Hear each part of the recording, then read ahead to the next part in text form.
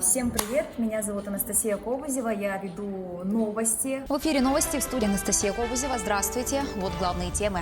Хочу показать, как мы готовимся к выпуску новостей. Попрошу показать наш расклад на 5 часов вечера. Здесь вы видите позиции, которые будут в новостях. Мы берем самые актуальные новости, например, где-то произошел пожар. Видите, вот авиатарифы, проезд онкобольным. Многие спрашивают, есть ли у нас копирайтеры. У нас копирайтеров нет.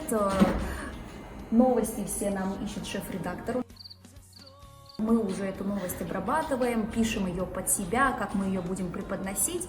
Когда весь новостной выпуск готов, все утверждено, мы его распечатываем, ну и непосредственно уже идем в студию и рассказываем вам новости.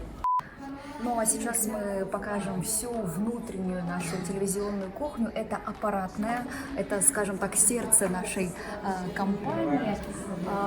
Это выпускающая бригада, эфирная выпускающая бригада. Здесь главных 4 человека.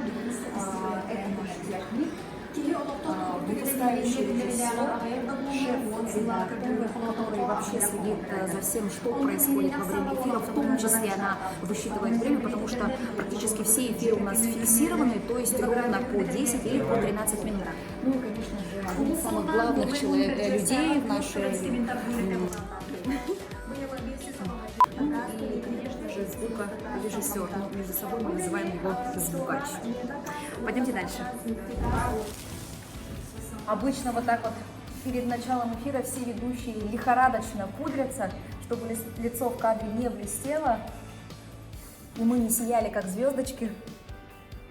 Надеваем микрофон для того, чтобы слышать, что происходит в аппаратной, ну и, конечно же, микрофон.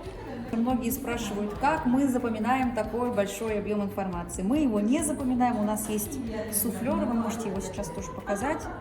Целых 3 суфлера, оттуда мы читаем все новости.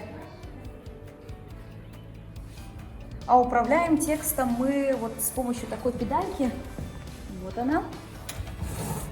Вперед, назад, останавливаем по скорости. Обычно я всегда это делаю на босую ногу, и причем так делаю не только я, но и многие другие ведущие. Делаем мы это для того, чтобы лучше чувствовать педальку, потому что вот в такой громоздкой обуви это не очень хорошо получается. Танцы, песни, стихи и баллады в Мирном завершился республиканский конкурс «Язык предков». Кто стал победителем? Ну, перед самым началом эфира мы всегда сговариваемся с аппаратной, работает ли микрофон, как у меня со звуком здесь. Ну вот до начала эфира осталось буквально 4 минуты, поэтому, пожалуйста, не мешайте мне провести эфир, ведь он идет в прямом эфире. В эфире новости, в студии Анастасия Кобызева. Здравствуйте, вот главные темы.